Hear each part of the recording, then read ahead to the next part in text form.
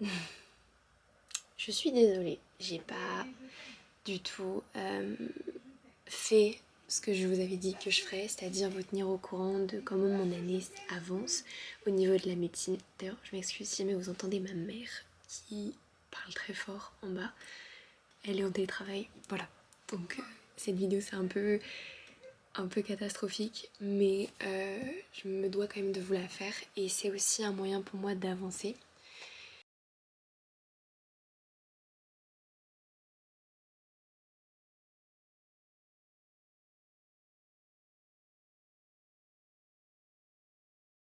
Je pense que vous sentez le truc venir, mais voilà. Donc on est aujourd'hui le... Je sais pas si vous allez réussir à voir. Le 28 janvier 2026. Donc j'ai passé le semestre 1. Et là, en fait, j'ai pris la décision que je voulais arrêter la médecine. Donc là, cette semaine, ça y est, j'ai arrêté de suivre les cours. Cette décision, elle a été genre tellement pas facile à prendre parce que depuis la troisième, je me suis persuadée que c'est ce que je voulais faire, que c'était là-dedans que j'allais me plaire. Et ce qui est super dur, c'est quand tu réalises que, bah non en fait, non. Bien sûr, toute la partie concours, ouais, ça fout la pression, ouais, ça fait se remettre en question, mais ce qui pour moi a été le plus dur, c'est que je me suis mise à perdre la motivation et en fait, je me rendais juste compte que c'est pas là où je voulais être. Et ça a été tellement dur. En gros, début de semaine, j'ai décidé d'en parler à mes parents parce que ça allait de moins en moins bien. Disons que j'allais à reculons aux cours en CM, je travaillais plus les cours, j'avais plus envie. Et du coup, j'ai commencé à paniquer parce que bah, qu'est-ce que je fais là-dedans si en gros j'ai pas envie, parce que en plus de ça, le fait de savoir que j'étais pas à fond, pas motivée, bah forcément ça a tapé aussi dans ma méthode de travail, dans tout. Euh, donc ouais. Ouais, c'est tellement pas facile d'avouer ça. Dites-vous que, disons que ça va faire depuis le début de la semaine où clairement dans ma tête, je me suis dit que en fait j'étais juste pas heureuse là-dedans et que c'est pas là-dedans que je voulais aller. Ce qui fait que, et ma mère là-dessus avait pas tort, à partir du moment où j'ai accepté le fait que oui, genre, ouais, je prends conscience du fait que c'est pas là-dedans que je veux aller, dans ma tête, c'est devenu un vrai calvaire parce que il y a ce truc de, depuis la fin de première terminale, où je me suis, on va dire, embrigadé l'esprit que c'est là où je veux aller, c'est là où j'ai mon futur, c'est là-dedans que je veux aller. Et, et là, je me rends compte que non. Et en fait, je suis juste paumée. Je suis juste perdue. Genre, je sais juste, ouais. Genre, où est-ce que je vais? Je fais quoi? Comment? Pourquoi je le fais? Est-ce que je suis sûre de moi? Et pour vous expliquer, pour être vraiment genre honnête, ça fait 3 jours du coup que la décision vraiment genre en gros là pour moi c'est sûr qu'il faut que je prenne la décision, que vraiment j'arrête, j'ai changé l'unité, je pense que ça passera mieux, que vraiment que j'arrête. Et du coup ça fait 3 nuits que j'arrive pas à dormir, que j'arrive à peine à m'endormir à 3 heures du matin, que dans mon esprit c'est la guerre parce que je suis consciente du fait que je suis pas heureuse, que c'est pas là-dedans que je veux aller, mais j'ai toujours une partie de moi qui se dit que j'abandonne tout, je laisse tout tomber, que je vais pas au bout, que je suis nulle, que je fais vraiment tout ce qu'il faut pas, que en fait je suis juste une bon à rien, qui a juste pas les capacités pour faire quoi que ce soit. Aujourd'hui ça a été une journée très dure parce que on va pas pleurer maintenant, on a réussi à tenir la journée. Allez, que j'ai fait, du coup, j'ai fait, je vais pas mettre directement le terme dessus parce que je suis pas allée voir un médecin donc je sais pas si c'est ça, mais je pense avoir fait des sortes de crises d'angoisse. Pour vous expliquer, j'avais un poids dans la poitrine mais énorme. Vous savez, cette impression de on est en train de m'étrangler, de on est en train de m'oppresser. J'arrivais plus à respirer. J'ai dû sortir de ma chambre, aller marcher au moins 3 fois différentes à l'extérieur pour m'aérer et me changer les idées parce que ça passait pas. Je pense qu'on peut vraiment dire que je suis un peu en lutte contre moi-même pour accepter ça. Parce que c'est tellement dur d'avoir vraiment eu cette impression que bah si c'est là où je devais aller et qu'au final non. Mais là en fait, je sais pas, cet après-midi, après avoir fait mes différentes sortes, je sais pas si on peut qualifier ça de crise d'angoisse, mais après avoir fait ça, en fait j'ai appelé aussi ma nourrice parce que je voulais la voir, je voulais l'entendre pour me rassurer. Et c'est fou parce que elle m'a dit, mais tu te souviens ou pas de ce que tu m'as dit quand je t'ai vu l'été juste avant la rentrée? Est-ce que tu te souviens de ce que tu m'as dit? Du coup j'ai répondu bah que non. Et elle m'a dit, ce que tu m'as dit c'est que, elle m'a dit, je te cite, tu m'as dit ouais mais je lui ai dit ouais je vais faire médecine, on verra bien si ça passe ou pas, mais je suis pas sûre. Je lui avais dit ça avant même de commencer. Et j'ai parlé avec mes parents parce que l'une des grosses étapes de stress pour moi c'était mes parents, ce qu'ils allaient en penser, comment ils allaient percevoir les choses. Et ce qui est un peu dur, c'est que mes parents, à la fois mon père et ma mère, les deux sont pas surpris par le fait que je me plaise pas en médecine. Genre pour eux c'était même pas, enfin ça les surprend pas, genre ouais. Et mon père m'a dit, en fait tu nous as tellement montré que t'étais engagée là-dedans, que t'étais tellement sûre de toi, qu'on n'a pas osé te mettre le doute et te faire te remettre en question sur ce choix-là, parce que t'avais l'air vraiment décidée. Donc du coup, ça c'est dur, mais en même temps ça me rassure parce que je sais que vis-à-vis de mes parents, c'est pas du tout un échec. Vis-à-vis de ma nourrice, c'est encore... Enfin, elle me dit que elle me voyait pas là-dedans et qu'elle est, entre guillemets, fière de moi, que je réagisse maintenant, que je m'en rende compte, et qu'elle croit en moi. Oh, je vais pleurer. Et qu'elle pense que j'ai les capacités pour me relever et faire largement autre chose, changer, trouver une meilleure voie. En fait, c'est ça qui est dur. Et là, honnêtement, pour être honnête, le combat le plus dur que je suis en train de vivre, c'est avec moi-même. Et c'est pour ça que je fais cette vidéo, parce que je pense que je suis pas la seule à passer à travers cette étape, par ce moment de je sais pas du tout, on verra. En fait, faut vraiment genre accepter de se dire ok, je saute le pas. Genre là, je vais plus au cours de médecine, j'abandonne cette année. Il faut que je me réoriente, il faut que je trouve là où je vais, il faut que je sache où je vais. Et cette fois-ci, il faut qu'entre guillemets je sois sûre, pas sûre parce que c'est un métier incroyable, mais sûre parce que ce que je vais étudier durant, on va dire gentiment, les 3 prochaines années, ce soit quelque chose qui me motive. Genre le matin quand je me lève, je me dis pas merde putain j'ai cours, faut que j'aille en cours. Non, c'est je me lève, je vais en cours, je suis contente d'aller en cours et quand je reviens, je suis contente de me passer encore 2 heures et de travailler la chose. Et là ces derniers temps, il n'y avait plus ça. C'est-à-dire que mes parents m'ont posé la question, ils m'ont dit est-ce que t'es sûre que c'est pas parce que c'est le concours? Et ça m'a fait beaucoup hésiter parce que je sais que le concours me terrifie, me terrifiait, me terrifie et me terrifiera toujours. Parce que le concours, bah, faut être meilleur que les autres. Et ça, c'est tellement dur. C'est la base même de la médecine, mais c'est tellement dur. Et intérieurement, j'avais l'impression que si, en fait, je fuyais la médecine. Que genre, si c'était pour ça que je partais. Mais en fait, en y réfléchissant bien, ça fait partie de la raison pour laquelle j'arrête. Mais il n'y a pas que ça. Parce que quand je suis passée le bac, juste avant ma grand-mère elle est morte et on a dû aller l'enterrer. Pour vous faire un peu un récapitulatif, ma grand-mère est morte. Quelques jours après, je fêtais mon anniversaire, genre peut-être 1 ou 2 semaines après. Ensuite, je devais, entre ce laps de temps de quand elle est morte et quand on l'a enterrée, j'ai fêté mon anniversaire, il y a eu les ECE que j'ai dû passer. Ensuite, on allait l'enterrer. Ensuite, il fallait se remettre dans tout ce qui était écrit et préparation des oraux. Et en fait, j'ai eu l'impression d'être perdue parce que j'avais l'impression de ne pas être capable de travailler et c'était très dur moralement. Mais le bac, j'étais motivée, je savais qu'il fallait que j'aie un bon bac. Donc j'ai tout donné et au final, je sais pas si j'en avais parlé, mais j'ai réussi à avoir un bac avec mention très bien, avec la mention européenne, avec 20 sur 20 à l'oral d'anglais.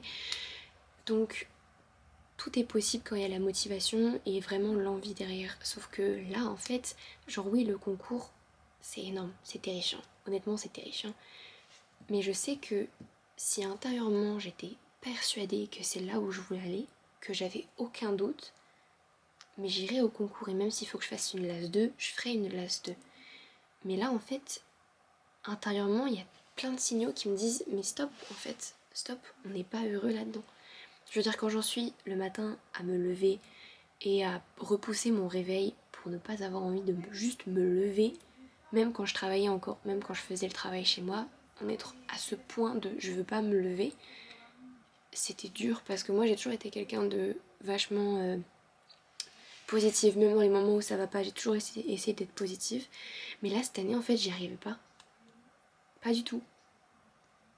Et il y a plein de choses comme ça que quand je rassemble, et là pour ça ça me fait du bien en vrai de vous en parler aussi, quand je rassemble tout, je me demande pourquoi j'ai pas réagi plus tôt, genre dès novembre, au moment où il y avait les super trucs d'orientation pour changer de voie. Pourquoi je me suis pas posé cette question-là?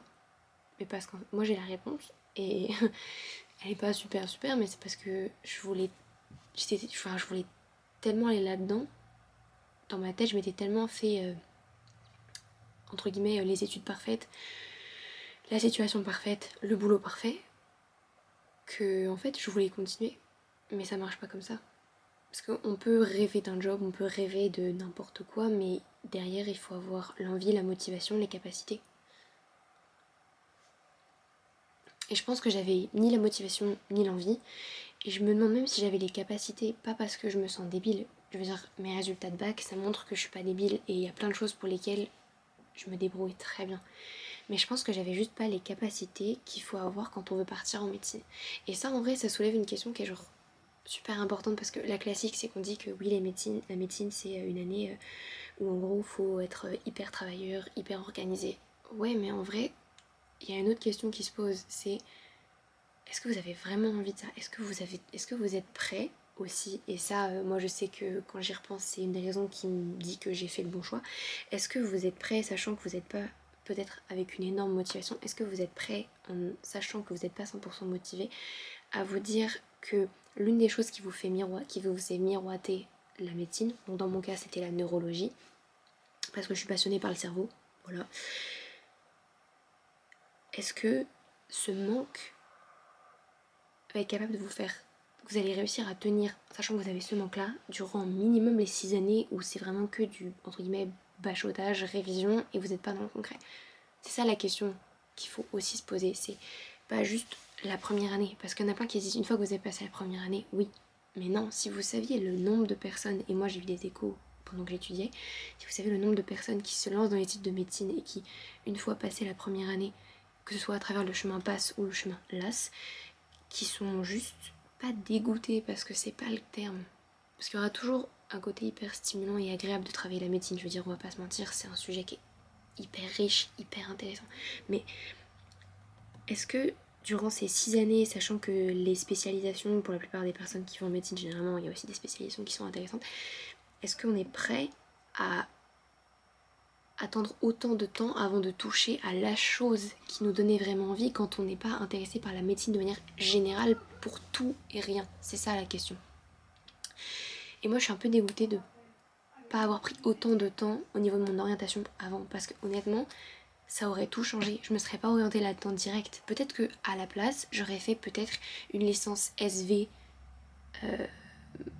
au niveau de la fac et que ça m'aurait plu suffisamment et que derrière je serais partie dans des universités européennes ou à l'international pour faire un truc spécifique, un master en neurologie. Sauf que aujourd'hui, j'ai plus envie de tout ça parce que la médecine, ça m'a totalement décalée au niveau de ces pensées-là. Je veux pas repartir dans de la chimie, je veux pas repartir dans de la physique.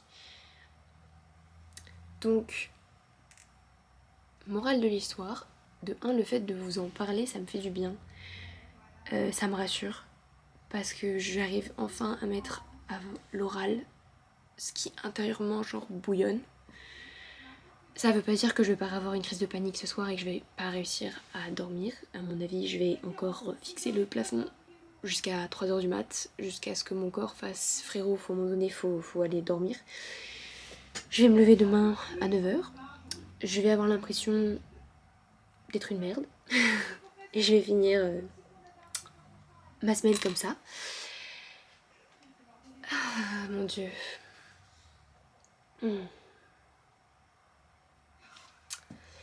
Mais donc ouais. Du coup, je voulais aussi m'excuser parce que, bon après je sais que j'ai regardé juste avant et j'ai pas non plus beaucoup de vues sur mes premières vidéos. Mais je tiens quand même un peu à m'excuser parce que j'avais dit je vous montrerai comment est l'année, ce que je n'ai pas du tout fait. J'ai pas tenu ma promesse. Après, on va pas se mentir, la passe c'est pas la meilleure année pour se dire je vais faire des petites vidéos, je vais filmer mon quotidien. Non, non, c'est pas une bonne idée. Non. C'est pas très compatible. Mais voilà. Donc là concrètement la situation, pour être claire, j'arrête médecine. Je vais même pas chercher à valider ma mineure parce que je veux même pas partir dans une LAS et ma mineure m'intéresse pas suffisamment pour me démener pour valider tout ça. Honnêtement là j'en suis arrivée à un point où je suis juste dégoûtée de mon choix, ce qui est je trouve aussi très triste. Et c'est pour ça aussi que ça me fait paniquer, c'est parce que là je sais que l'année prochaine, entre guillemets, je repars sur un truc totalement nouveau. En vrai, on va être honnête, je m'en fous de me dire que je repars sur une année de L1 et que je vais travailler avec peut-être des 2008. Ça, j'en ai rien à foutre parce que si vous saviez le nombre de personnes à la fac qui recommencent leur licence, c'est genre tellement commun. Genre vraiment, c'est là-dessus, faut pas avoir de doute aussi de se dire que si vous vous trompez, c'est la fin. Non, non, non. Dans mon cas, ce qui me fait ressentir que c'est la fin, c'est que je m'étais vraiment fait toute une magnifique pyramide avec une magnifique pyramide type égyptienne de qualité sur ces études. Ma maman, faut parler moins fort parce que là, on va entendre que toi par rapport à moi. Mais je m'étais tellement fait une montagne de ça c'est pour moi, ça c'est ce que je veux faire, j'en suis sûre, machin, que là en fait me prendre le mur de réalité de bah non en fait, c'est pas ce que tu veux, c'est intéressant, ça te stimule mentalement, mais c'est pas où tu veux être, c'est-à-dire qu'en faire ton quotidien, c'est non. Par contre, te renseigner sur le sujet, toujours relire des bouquins que tu peux trouver à droite à gauche, ça oui. Mais en faire ton métier, non. Et ça, c'est le truc qui est super dur parce que dans ma tête, c'est un combat. Je suis là en mode, je me suis menti à moi-même et maintenant il faut que je trouve mon chemin. Surtout que là en plus, un truc moi qui m'inquiète aussi, et je pense que c'est ce qui alimente aussi mes sortes de crises d'angoisse, même si je sais pas si c'est des crises d'angoisse, il faudrait que j'aille consulter, mais j'avoue qu'arriver sur place, faire alors je suis traumatisée par mes études de médecine et j'ai l'impression que je fais des crises d'angoisse. Docteur, que dites-vous? Je sais que c'est pas la bonne manière de penser, qu'il faudrait quand même que j'y aille. Parce que ça commence à me peser. Parce qu'honnêtement, je pense que les crises d'angoisse, je les ai depuis avant le S1. J'arrivais à les contenir parce que j'arrivais à occulter ça par le besoin de travailler. Mais comme là, je me retrouve dans le néant, le vide, le rien, ça frappe fort. Fort, fort, fort. En élément déclencheur, je pense que peut-être que la mort de mon chien n'aide pas. Mais ça, vous allez dire que c'est un peu trivial. Enfin, moi, en tout, je sais pas. Je sais que certaines personnes diront que la mort d'un chien, c'est énorme. Pour moi, en tout cas, c'était énorme.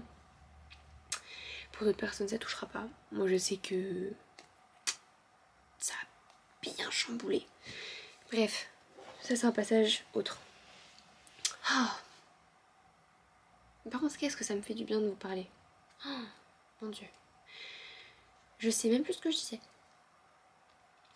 Ouais, enfin bref. Tout ce qu'il faut que je dise, c'est que du coup, j'arrête tout, vraiment tout, que je me réoriente. Niveau réorientation, le truc qui pour l'instant me tente le plus, attention, préparez-vous, on est sur quelque chose de vraiment très différent. Ce serait de partir sur une licence de LEA avec parcours commerce international. La raison pour laquelle cette licence m'intéresse, alors déjà il faut savoir que quand j'avais fait mes vœux Parcoursup, on va dire l'une des premières choses qui était aussi un peu un trigger, et j'aurais peut-être dû réfléchir à ça aussi quand je faisais mes vœux, le seul truc qui était autour des sciences, c'était littéralement mes demandes de médecine. Genre toutes mes demandes de passe, c'était le seul truc qui était autour des sciences. Toutes mes autres demandes autour, c'était l'ALEA que je suis en train de regarder là. Donc je suis en train de faire mes demandes d'admission sur Parcoursup. Et à côté de ça, j'avais demandé une école de design. Enfin en tout cas j'avais mis dans mes vœux potentiels une école de design. Mais je crois pas que j'étais allée au bout parce que c'est le genre de truc où après il faut aller à l'école et c'est sur dossier et tout. Donc j'ai pas vraiment formulé le vœu, mais dans mes favoris, j'avais l'ALEA langue étrangère appliquée. J'avais histoire et j'avais design. C'est-à-dire que dans les autres choix de carrière qui n'étaient pas liés à faire une passe, ça n'avait rien à voir avec les sens. Rien. Rien. C'est-à-dire que quand j'y réfléchis maintenant, je me dis, mais en fait, concrètement, dans les centres d'intérêt, bah, il n'y avait pas grand-chose en lien avec les sciences.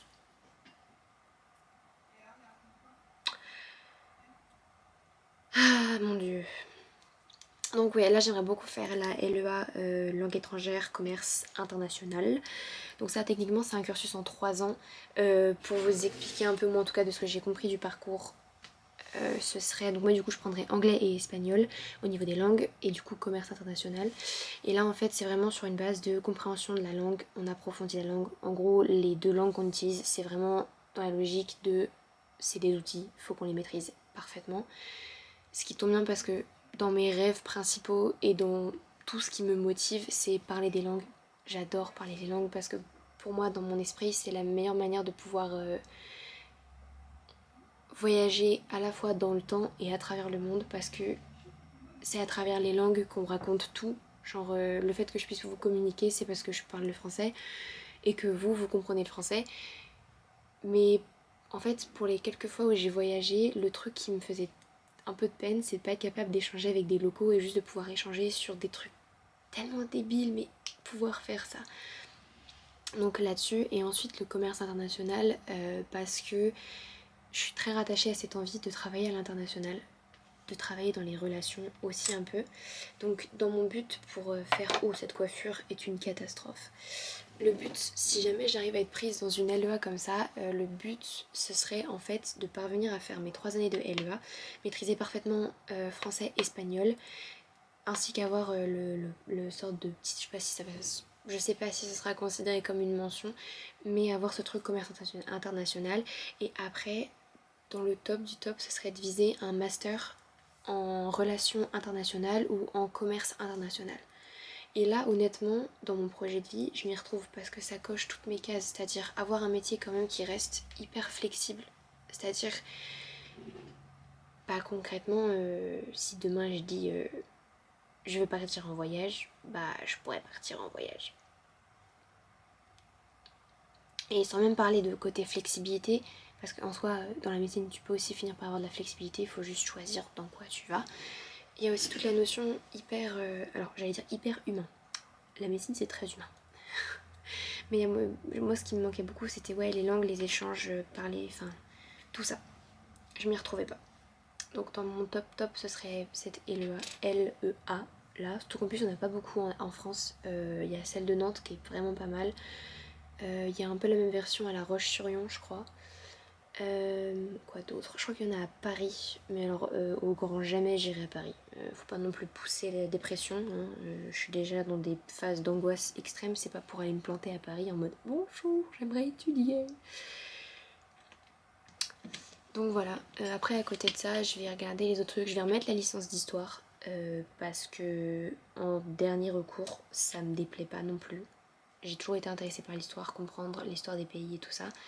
La question quand même qu'il faut se poser là-dessus, et j'y réfléchirai, c'est de me demander est-ce que concrètement je suis prête à faire des années entières de juste apprendre l'histoire.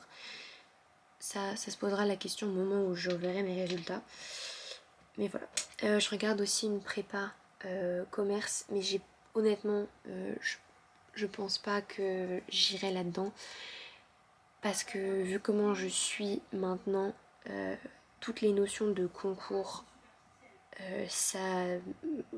enfin, en tout cas pour l'instant, ça me bloque énormément.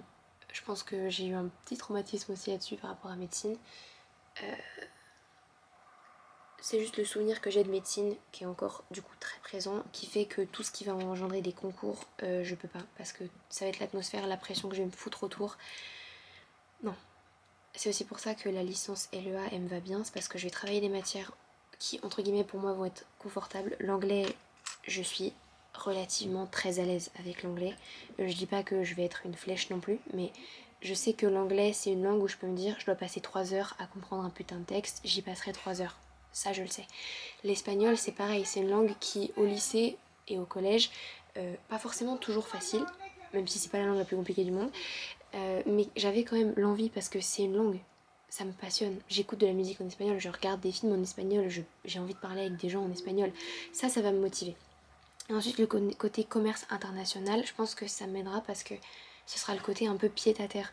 Parce que le problème d'étudier les langues, et c'est un peu ce qui me taille ici aussi, c'est que c'est tellement juste des outils que, en gros, si je faisais vraiment qu'une licence de langue appliquée, donc en gros je faisais LEA trilingue, ce que je regardais au début, en fait c'est juste que qu'est-ce que je fous de ça après? Parce que j'aurais fait 3 années de j'apprends des langues, super, mais je vais où après? Parce que quand t'apprends des langues, c'est soit parce que dans les idées on a par exemple, je sais pas, faire prof de langue, tourisme, traduction, interprétation. Mais moi je sais que pour l'instant, en tout cas, c'est pas là-dedans que c'est pas ce qui m'intéresse énormément. Donc la LEA commerce international, c'est ce qui me paraît être vraiment le top du top. Mais bien sûr, il faut être accepté. Au niveau de mon dossier, j'ai pas vraiment de... En tout cas, je vois pas un truc qui ferait que je ne serais pas acceptée. En fait, le truc qui peut faire que je suis pas acceptée, c'est tout simplement le fait que je suis, entre guillemets, en reconversion. Et le truc, c'est que ce que je ne sais pas par rapport à Parcoursup, c'est un dossier en reconversion, à quel point ça va peut-être être moins bien classé qu'un dossier de quelqu'un qui sort du lycée, et ce qui pourrait être compréhensible. Je sais pas s'il y a ce traitement-là, parce que je sais que, en tout cas en tant que dossier, en tant que tel, dans le classement Parcoursup, on est juste un dossier de plus ou de moins qui se met dans la liste d'attente. Après, est-ce qu'ils m'accepteront ou pas avec ça? Ce sera la question aussi. Voilà. Mais donc là, vu qu'on est encore en janvier et que j'ai jusqu'à avril pour faire les vœux et que après il faut encore savoir si on est accepté et qu'après il y aura toute la période vacances et la période encore rentrée et poursuite et tout ça, j'ai vraiment genre littéralement 6 mois de rien. 6 mois de rien. Et c'est là que ça va être dur parce que là maintenant là. Et c'est aussi pour ça que dernièrement j'étais en grosse angoisse, c'est que en plus de savoir il faut que je choisisse ce que je fais après, il faut que là dans les 6 mois, je m'organise. Parce que je vais pas passer 6 mois à glander sur mon canapé ici, parce que là par contre je vais me sentir mal et ça va pas le faire. Voilà.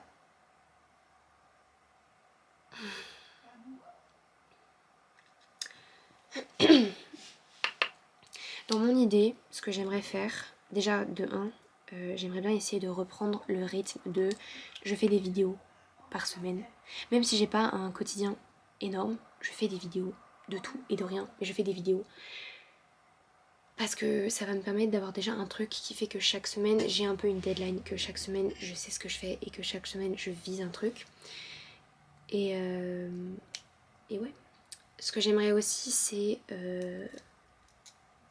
Déjà ce qu'il faut savoir c'est que vu que je vise la LEA, je veux être prête pour la LEA. Donc je vais me remettre tranquillou à retravailler mon anglais et mon espagnol. Donc par ça... ça va passer pour le côté détente à regarder des films et des séries en français. Et en français, bah non du coup. En anglais et en espagnol. Je vais aussi prendre le temps de repasser sur toute la partie grammaire. Donc là-dessus, je pense que la semaine prochaine ou cette semaine, à voir comment j'organise le truc, j'irai peut-être à la FNAC pour trouver des manuels ou des trucs comme ça pour me remettre à niveau. Je sais pas en fait. Là-dessus, il faut que je vois. Mais il faut que je rattrape mon niveau. En fait, c'est surtout le niveau d'espagnol qu'il faut que je rattrape parce que, en soi, l'anglais, je pense que quand je m'y remettrai dedans, ça reviendra. L'espagnol, peut-être un peu moins parce que j'étais un peu moins assidue sur l'espagnol que sur l'anglais, vu que l'anglais c'était vraiment genre une facilité. Enfin, avoir 20, c'était pas compliqué. Après, c'était le niveau lycée, donc forcément, c'est pas compliqué avec le niveau lycée. Donc faut que quand même que je me remette à niveau parce que la fac ce sera pas la même, ce sera pas les mêmes demandes, ce sera tout de suite plus de travail. Alors avec le bac américain, j'avais quand même des notions de travail parce que je devais quand même, enfin mes 3 premières années de bac américain parce que je l'ai fait en 4 ans, les 3 premières années j'avais de l'anglais. Anglais 2, anglais 3, que ça peut-être. Mais en tout cas j'avais dû faire des analyses littéraires anglaises et je faisais tout en anglais. Donc il faut que je reprenne un peu ce niveau que j'avais à ce moment-là. Donc voilà. Et après le top du top ce serait aussi de me trouver un job.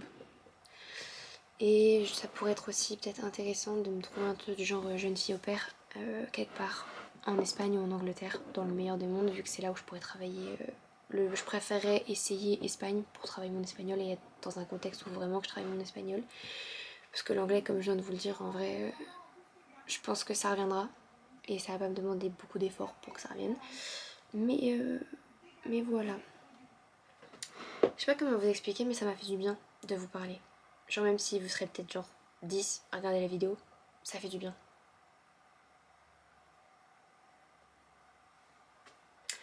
Merci. Je sais pas si je vais faire un gros montage sur cette vidéo parce que en soi, c'est un peu genre un face cam. Un quoi? Un face cam. Oui, c'est ce que je voulais dire. Donc voilà. Je viens de me dire que pour avoir une note positive à la fin de cette vidéo, parce que le but c'est quand même qu'au final cette vidéo soit la note positive d'un nouveau départ, nouveau départ que vous allez, je l'espère, pouvoir m'accompagner. Si ma petite tête se souvient qu'il faut faire des vidéos chaque semaine. Je me suis dit, alors peut-être que vous aurez vu ou pas les vidéos d'avant, mais j'ai fait des changements dans ma chambre. Premier changement visuel qui apparaît, cheveux courts.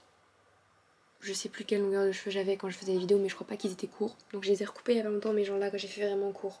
Je pense que j'ai carrément, genre j'ai su que je voulais tout changer parce que je suis passée de cheveux longs à cheveux courts. Genre vraiment, j'ai fait, je coupe tout. Voilà. Et ensuite, les lunettes, j'ai changé aussi. D'ailleurs, on verra que j'ai du grossissement. Ça ne s'arrange pas. La taupe continue de progresser. Voilà. Après, au niveau de l'organisation du bureau, il y a plein de choses qui ont changé aussi, parce que je vous avais dit qu'on devait installer un écran qui est actuellement devant moi. Donc pour finir cette vidéo positivement, je pense que tout simplement je vais vous montrer ma chambre comme j'aurais dû vous le montrer déjà quand j'avais fait tous mes changements. Et on va repartir sur une DA de vous m'accompagner dans ma vie. Vous allez être mon soutien émotionnel, vous allez être mon... Je pense que je peux dire que vous allez être ma ligne rouge de motivation. Il faut que je m'y tienne parce que ça va être le truc où vous avez des reflets dans ma lunette, où je sais que vous allez être là pour moi entre guillemets. Même si personne ne regarde les vidéos, moi ça va me motiver et peut-être que cette vidéo sera utile à quelqu'un un jour. Voilà. Donc cette vidéo vraiment je la fais que en idée de moi me soulager parce que j'exprime, je dis à l'oral. Et d'une certaine manière aussi le fait que la vidéo va être publiée, c'est aussi un peu une manière d'être officielle. Genre d'arrêter de me mentir moi-même parce que tant que entre guillemets ça restait entre moi et mes parents, il y a toujours ce côté de ah mais je peux retourner en arrière, peut-être qu'il faut que je le fasse, peut-être qu'il faut que je termine cette année de médecine. Avec toutes les personnes avec qui j'ai parlé, enfin sauf une dame, oui, mais toutes les autres personnes qui me connaissent m'ont dit que ça sert à rien que tu continues, même mon père, alors que mon père c'est le premier à dire il faut aller au bout des choses. Il m'a dit ça sert à rien que tu gaspilles les 6 prochains mois avant le après à... Enfin, du coup ça aurait pas fait 6 mois, ça aurait fait 3 mois. Les 3 prochains mois à te, entre guillemets, pourrir la vie, même si c'est un peu un gros terme, à vouloir finir ses études de médecine, à continuer à aller en cours, à pas trouver la motivation, à continuer à te miner le moral parce que tu sais que t'arrives pas à travailler, que tu vas pas réussir le concours. Toutes ces infos là il m'a dit ça sert à rien, on est d'accord sur le fait que tu ne veux pas continuer. Et ça a été dur pour moi, mais je l'ai dit, je dis je veux pas continuer, je veux plus, ça me fait mal en fait, je suis pas heureuse. Même mon père m'a dit non stop, rentabilise ces 3 prochains mois à faire autre chose, une demi-année de césure, si vous voulez qualifier ça comme ça, pour que quand je vais repartir, je sois sur mes 2 pieds, avec un objectif et de la positive attitude. Et c'est ça vraiment que je veux avoir pendant les prochains mois là, c'est que oui ok, il y aura toujours le stress de je sais pas si je vais être acceptée, je sais pas si je vais être prise. Mais il faut que je vive ces prochains mois le plus positivement parlant parce que sinon je vais continuer à me pourrir l'énergie parce que là ça fait déjà 3 jours où je pense que honnêtement je suis sur ce qu'on appelle les réserves. Je n'ai plus d'énergie, je sais pas si ça se voit mais j'ai... Bon, encore ça va, j'ai assez récupéré mais pendant que là tu vois les derniers mois de médecine j'étais mais cernée comme pas possible parce que j'arrivais pas à dormir, j'étais crevée, j'étais perdue.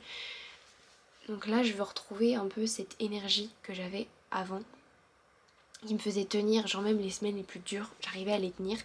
Là j'y arrive plus, là à tout moment je vais m'écrouler après avoir fini de filmer parce que je serai vide et j'aurai l'impression d'être nulle. Mais le fait d'en avoir parlé et de l'avoir dit à l'oral, ça fait du bien. Donc les changements dans la chambre. Qu'on reste sur un truc intéressant. Oh, j'ai fait tourner la caméra. Attendez, je vous tourne. Bienvenue, bienvenue. Donc là, c'est mon bureau. Donc, ma mère m'a appelée. Donc le bureau est comme ceci. Voilà, toujours en bordel pour le coup là-bas, hein, mais voilà, c'est comme ça que c'était organisé. Donc bien sûr, tous les trucs de médecine, il faut que je vois ce que j'en fous parce que moralement ça va peut-être pas m'aider de les voir, mais je sais pas. Voilà. De l'autre côté, toujours en bordel, mais voilà comment c'est organisé. Je sais pas si vous aviez déjà vu ça, mais voilà comment c'est avec une télé. J'ai 2 enceintes ici qui se connectent, j'ai un lecteur DVD, une Xbox, mon Apple TV et ma télé. Donc voilà, ensuite on va du côté chambre et je me suis installée cette petite guirlande qui me fait vraiment un peu un effet cocon ici et j'ai continué à mettre des trucs sur mon mur parce que là naturellement on change pas une équipe qui gagne. Et voilà, là, alors la luminosité elle est pas ouf mais voilà, et là vous avez mon piano. Alors bien sûr du coup comme je vous ai dit c'est vraiment le bordel, de toute façon dans les quelques jours il va falloir que je range parce que je pense que ça aide pas aussi à mon moral vraiment ce bordel, genre c'est un peu asphyxiant. Donc voilà, vous voyez après comment la chambre a évolué. Voilà, je pense qu'il n'y a pas meilleur moyen de finir cette vidéo de cette manière-là. Je verrai comment ça évolue, je vous tiendrai au courant.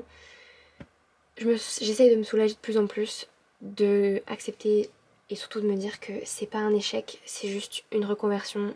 Je vais pour quelque chose qui, je pense, m'ira mieux, où je me sentirai beaucoup mieux, où je vois un avenir.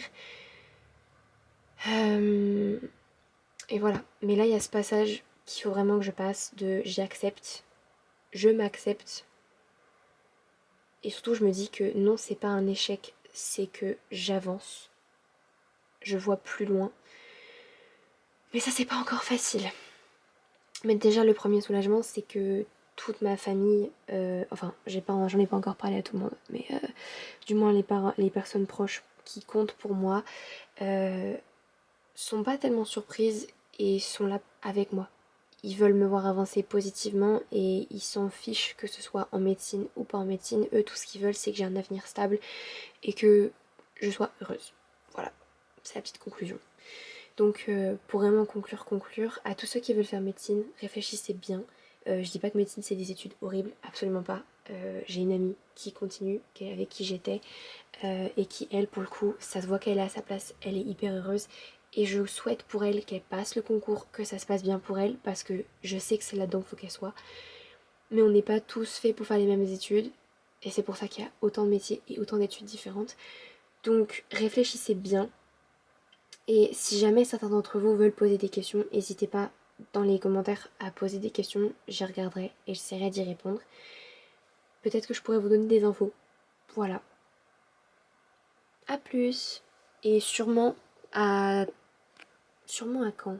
Peut-être à demain pour ma journée. On verra bien. On verra bien. Bye bye.